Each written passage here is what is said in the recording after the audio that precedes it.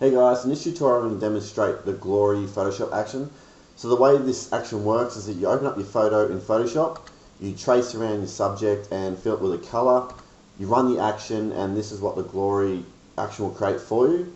Now you can choose from 8 different directions, so I'll show you how all that works.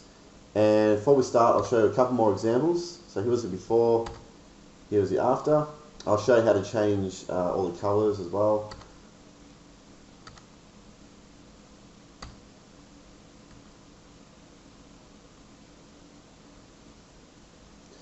Alright, so let's jump into Photoshop, and I've got my photo open here.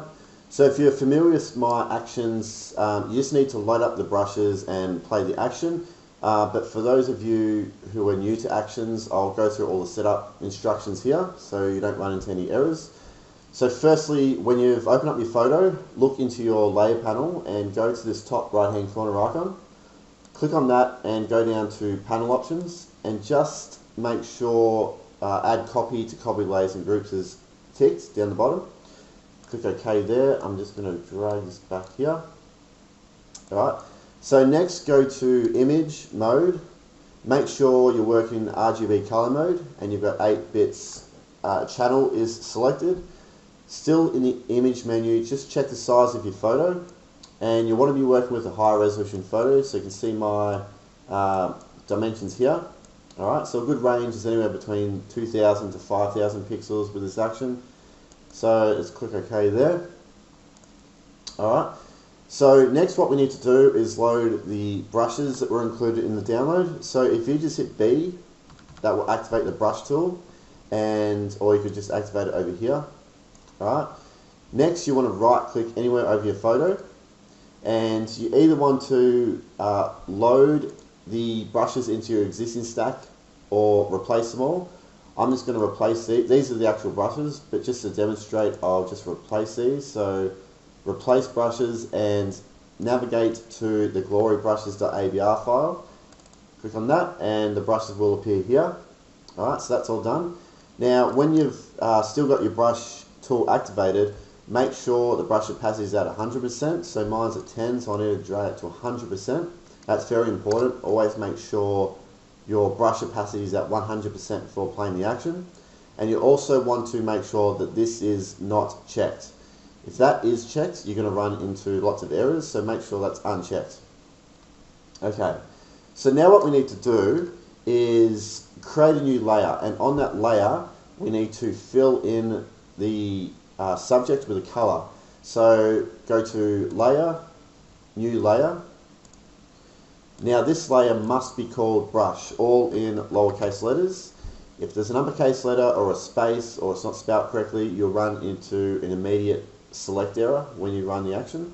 So just check that, click OK. So there is our brush layer. Now the idea here is that with the brush layer selected, we need to trace around a subject and fill it in with a color. So I'm just going to quickly do this. My subject is against a white background, so I'm just going to hit W, that is the magic wand tool, this one here, and I'm just going to click around my subject. I'm holding down Shift to increase the selection, so under here, click in there, and I won't worry about this bit for the moment. So what I'm going to do now, so if I fill in this selection now with a color, now to fill a selection in with a color, with your foreground color here, you hold down Alt or Option Backspace, and that will fill it. But you can see it's filled everywhere except our subject. So I want to invert this selection. So Control Shift I or Command Shift I, that will invert that selection. Now when I fill it again, you'll see that it's filled in. I'll fix up that area in a second. But before I do that, I'm going to use the Select and Mask tool. This will just help refine the selection a little bit.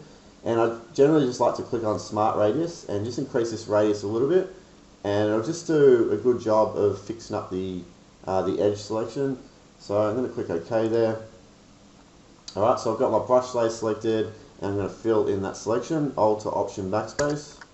Alright, now I'm just going to zoom in here. I'm going to hit B, activate the brush tool, and to change the brush size you use the left and right square brackets, and I'm just going to brush in these areas where it hasn't done the best job.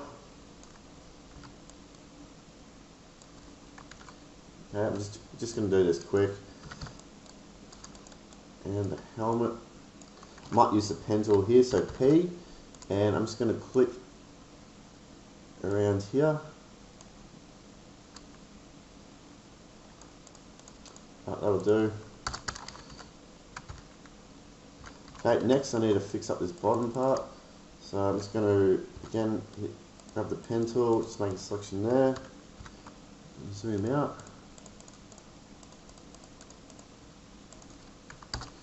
I'm going to delete that. Alright, so there we go. I've got my brush layer. Okay, and I've filled in my subject. So now what we need to do is load up the actions panel. So if you go to Window, Actions, it'll pop up to the side here.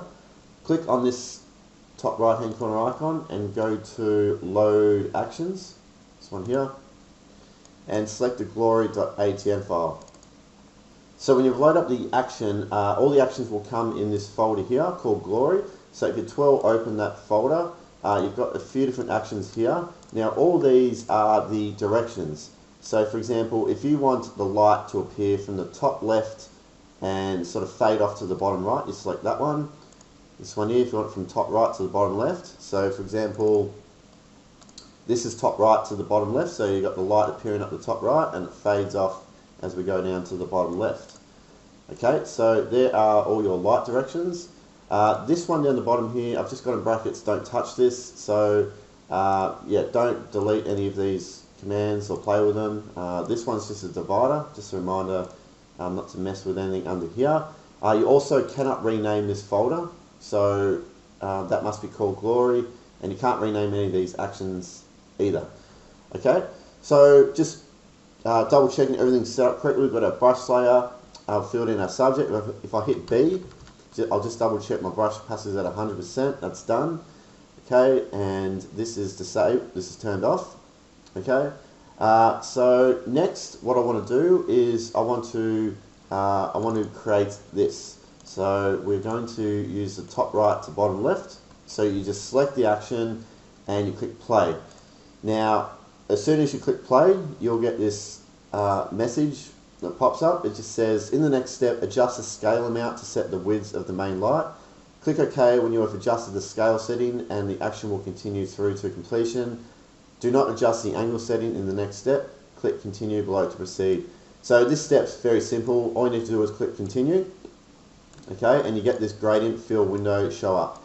Now the only setting you want to play around with here is the scale. So if I just select this and just use the up and down arrow, you can see that just adjusts the width of the main light.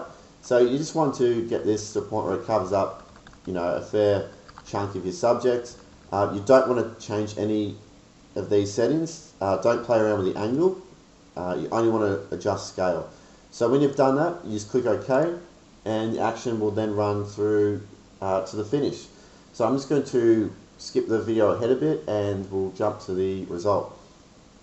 Alright, so there we go, the action just finished and there's my result. So I'm just going to collapse the actions panel for a second and we will jump into the layer panel. So I'm just going to increase the width of my layer panel here. So when the action's finished playing back for you, you'll notice that the Glory folder is selected. Now the reason why I've done that is that you can quickly collapse all these folders that are open. Alright, so it's all a bit messy at the moment, but once we collapse these, it all makes a bit more sense. So hold down Control, Alt or Command Option and you click on this arrow next to the folder icon. Click on that, then release the keys and reopen the folder, and all the folders here are now collapsed. Alright, now if I just collapse this folder again, you'll see that everything is inside the Glory folder. So there's a shot at the before and after. Now let's just say that you want to run the action again and you want to choose a different angle. Alright, so all we need to do is delete the Glory folder, and up the top here is the brush layer. Okay, so then you can just select a different angle and press play.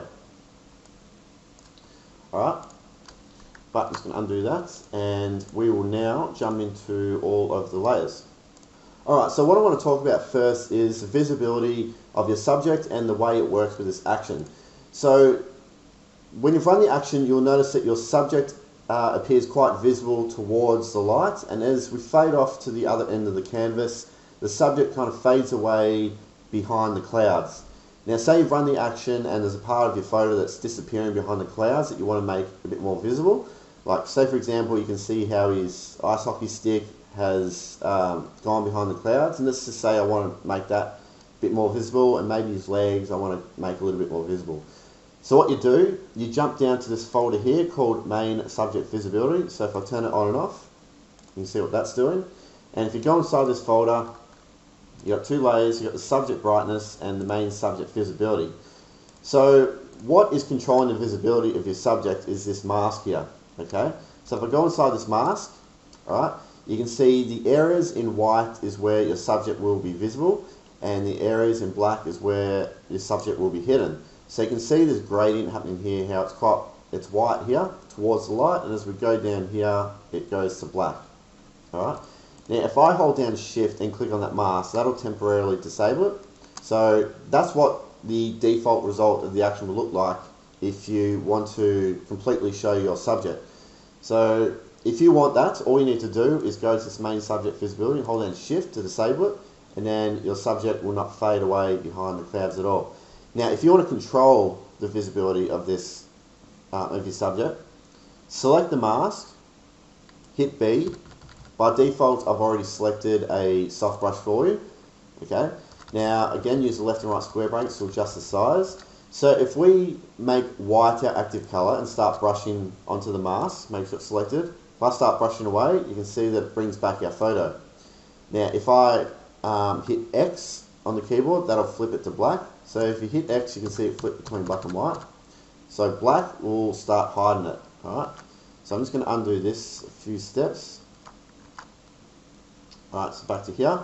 So what I want to do is grab white because I want to reveal the hockey stick a bit. Now when I start brushing, you can see it appear there.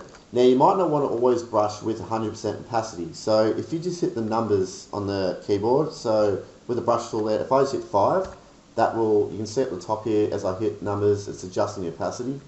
So I'll just hit 5 and I can start brushing the visibility of that stick in a bit, and maybe a little bit of his legs there, just like that. Maybe I want to hide just a bit here, fade that off a bit, something like that. Okay, so that is the layer you want to jump to if there's parts of your subject that are hidden, gone behind the clouds, and you want to bring back. Alright, so that's very important. Alright, next, this one here, reveal normal photo. It works in a similar way to the main subject visibility. So we've got this layer here called reveal normal photo, and I've got in brackets here brush mask. So you can see here the mask is completely hiding the layer, it's all black. So if I turn it on and off, it does nothing. I hold down shift, disable it. You can see what this does, it puts your normal subject on top of it, like it won't be affected by the light. So you can see that there, you can see his face as I turn it on and off.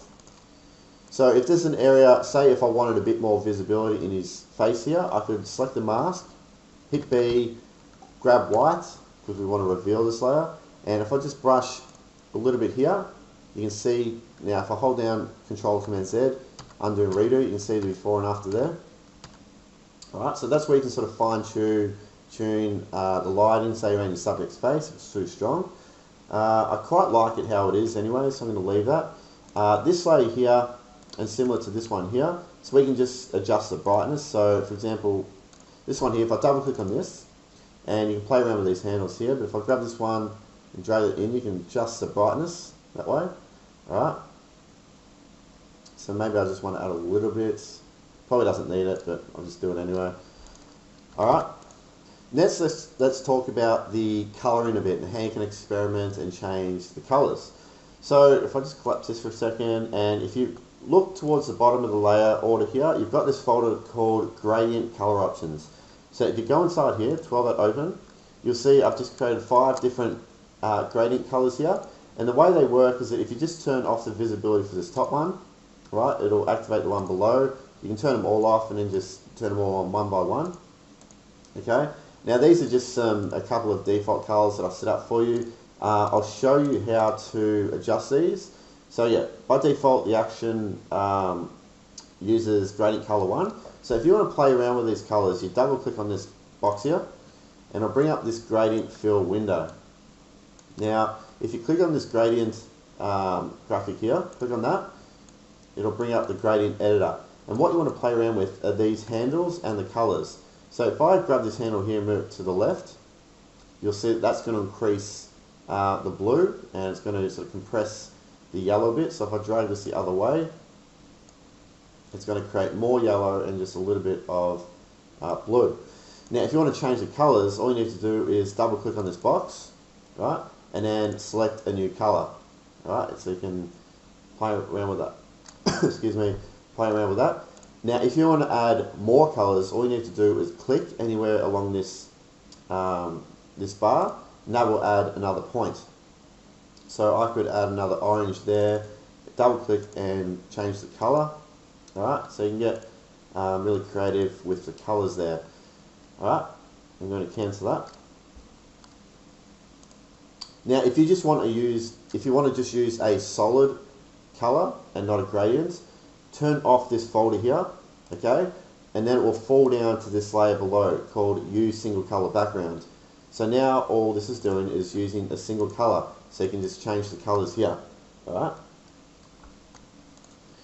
Now, when you've adjusted the gradients and you're happy with it, what you want to do next is jump up to this top folder called Color Toning Options. Now, if I twirl this open, alright, there are 30 different color options. And the way these work is that you simply turn off the visibility for that folder and you turn on the next one.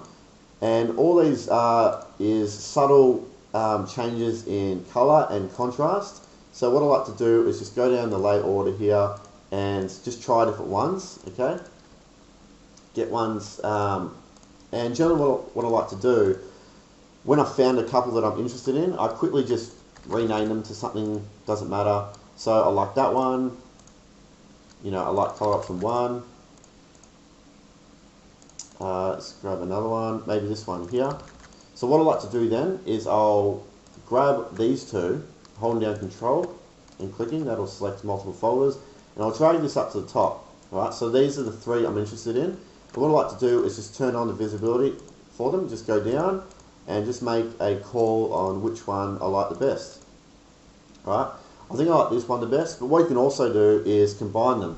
So let's just say, you know, I like this, whoops, I like this one here, but I want to add just a little bit of this one. So what I'll do is I'll select the folder and I'll click on opacity here, click, hold and drag to the left, that'll bring it to 0%, and I'll slowly drag to the right, and that's going to increase the opacity, so you can see the color from this folder starting to come in.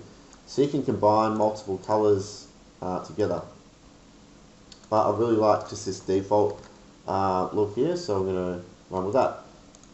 So if you want to experiment a bit more with some colouring, what you can do is just select the colour toning options here and start creating some adjustment layers. So down the bottom here, click on that. It's a little bit chopped off on my screen, but you've got things like colour balance, you can use channel mixer, curves. So a simple one is colour balance, so I can select that and you get this window here. We can just play around with these handles here, okay, and that will adjust the overall colour toning. And you can target different tone ranges here. So for this menu here, you can target the shadows, midtones, or highlights. So if you want to play around with the colours of the highlights, you can select that, add a bit more yellow into the highlights. Alright, like that. So next let's talk about the sparks. So if you go to the sparks folder here, you turn that on and off, okay? And you'll notice when I turn that off and when I turn off, say, the main visibility, you'll see you get this tiny little, outline of all the details. Now that's coming from the overall image sharpening. So if I turn it on and off, you can see that there. So I've just by default applied some sharpening over your entire design. Okay, so I found that most of the time when you run the action, you get a result that you're pretty happy with straight away. So I just figured I'll add a bit of overall sharpening. But if you want to play around with layers, move things around, it's best to delete that and then sharpen the design when you're finished. Alright, I'll just turn it off for the moment. So here's the sparks. Go inside here. Right, we've got 2 layers. I'll just turn these off. 2 spark layers here. So you get this one here, sparks, okay?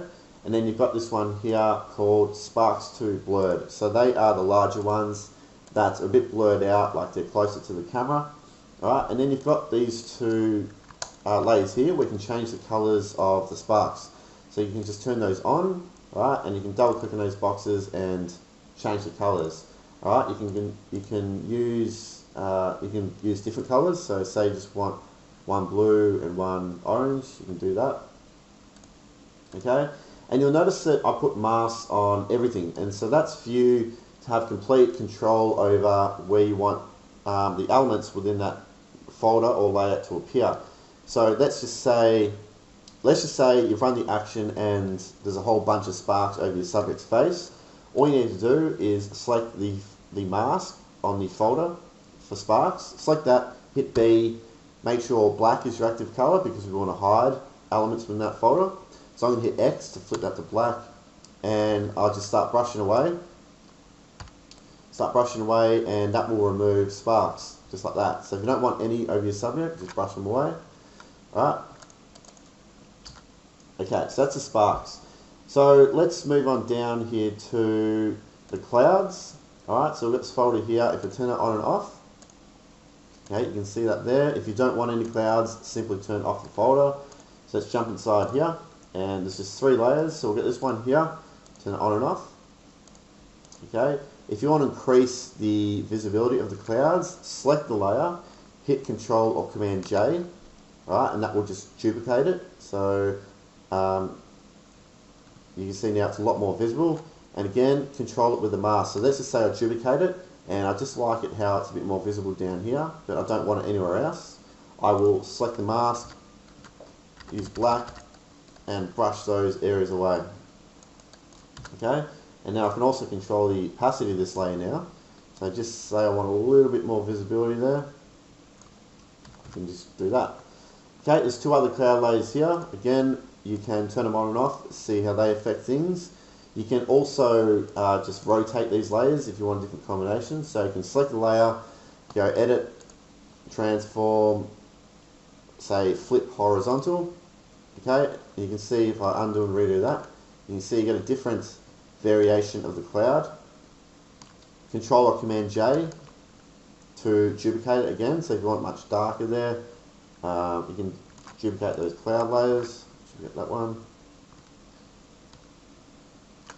Okay, I'm going to duplicate that, just lower the opacity down a bit. It's looking good. So now let's talk about how you can reveal some of your original photo details. So let's say, for example, we had a stadium here in the background, how we can sort of reveal some of those details. So because we don't have a stadium and all we've got, if I just hide this, is just this shadow here, right? Let's just say that I want to reveal some of that shadow, right? So how do we do that? So what we want to do is right down the bottom here, right? So if I turn off gradient color options, it falls down onto use single background. Now, if I turn that off, it falls down onto your original background, okay? Now, I don't want to turn everything off because it just doesn't look right. So what I want to do is turn these back on, and you want to group these 2 layers and folders. So Shift, select these 2, hit Control or Command G, that will group them. Alright, so now when I turn that on and off, you get that. So what I want to do is apply a mask to this folder. So just hit this icon here. That'll add a mask.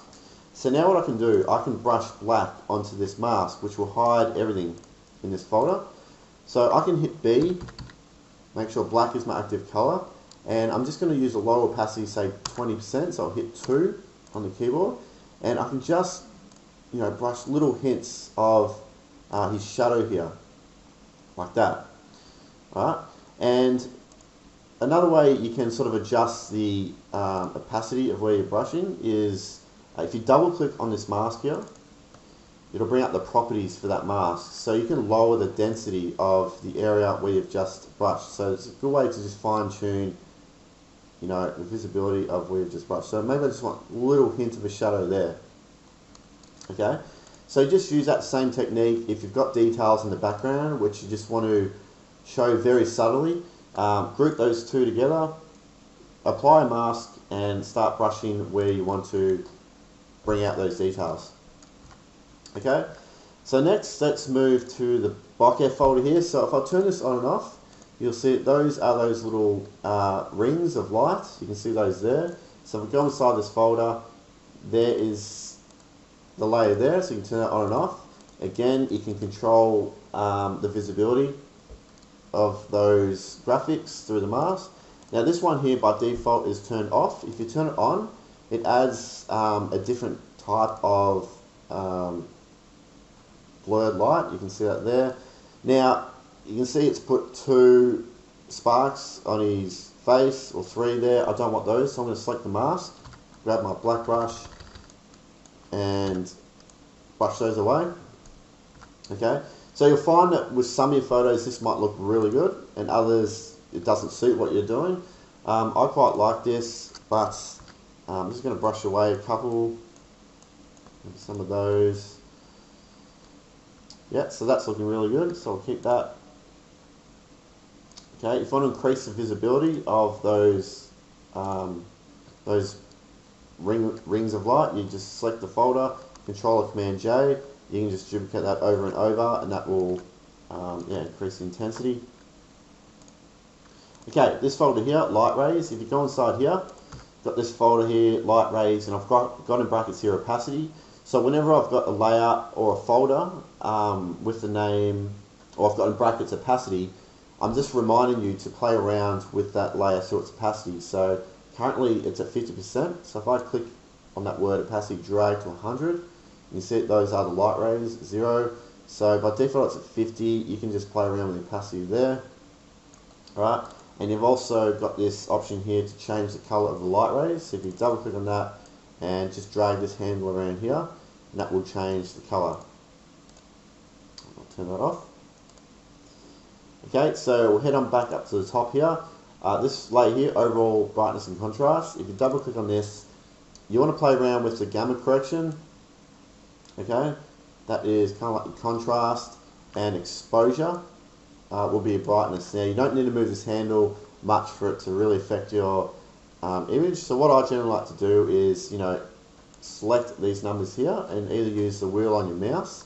So you can see as I'm scrolling, that's increasing the intensity. Alright, so I'm just going to,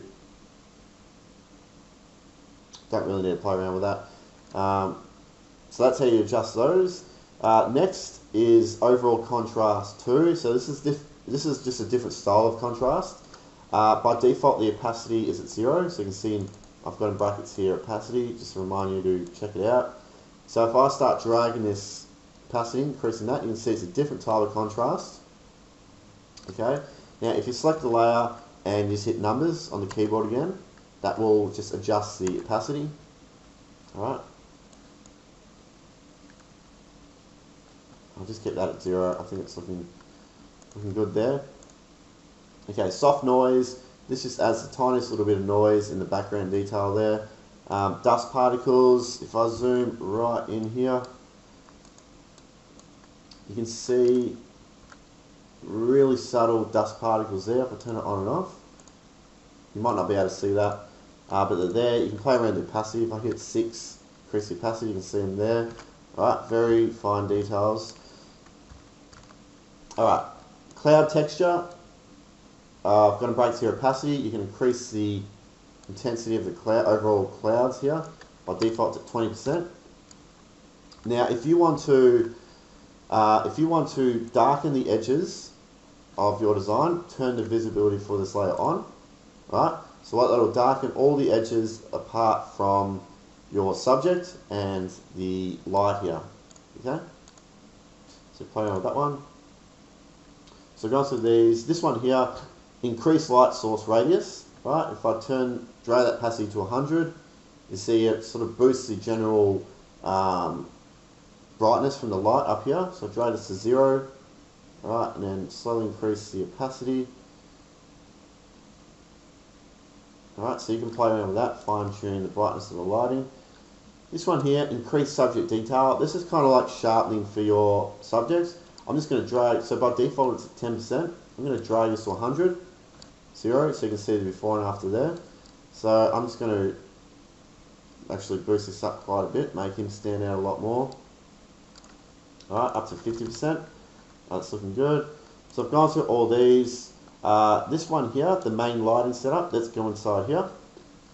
Alright, so the first layer here is called light streaks, in brackets here opacity. So if I turn that on and off, what this does is when the light passes through your subject, it creates light streaks. Alright, so I'm going to turn the opacity to 100% and 0, so you can see the before and after there. Okay, you can add light streaks with this layer. You can duplicate it to increase the intensity. Okay, so this one here is the main light source. Again, got in brackets here opacity. So if I drag it to 100, alright, so it really restricts the light source if you're using it at 100%, but if you decrease the opacity, it kind of spreads out the light a lot more, just like that. So yeah, you can play around with the opacity there, but the default should be good most of the time. Boost light intensity, if I turn that on and off, okay, you can see that increases the light pass through over your subject. Okay, if it's too strong over your subject's face, you can of course use the mask and brush that away. So I could brush black here, just say right there. Okay, but I like it how the light's passing over his face like that, so I'm going to leave that. This one here, subject fade off, if you turn that on and off, you'll see what that's doing. So if you can remember, when we finished playing the action, you could really just see a silhouette of his legs, and that comes from the subject fade off layer here. Okay, so if you wanted to increase the visibility of that silhouette, you can adjust the opacity of this layer, so drag it to 100, okay, that's all that one does, and of course you can adjust the visibility of that silhouette through the mask. Okay, that's the main line setup. Now if you hold down shift on this mask here, on the main line setup, that will boost the, you can see the before and after there, so it will really restrict the lighting to the widths of this main light radius here. So if I disable that, you see it spreads out a lot more and then it restricts it. So you can play around with that. This one here, adjust lighting balance. If I turn it on and off, okay, it sort of just adjusts the line a bit. Again, you can brush onto the mask, any areas you want a little bit darker. You don't need to use it at all if you don't want.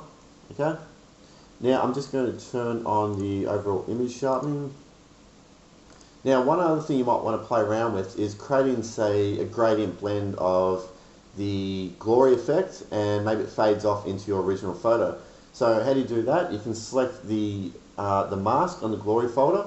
Okay, now if I hit G, that will activate the gradient tool.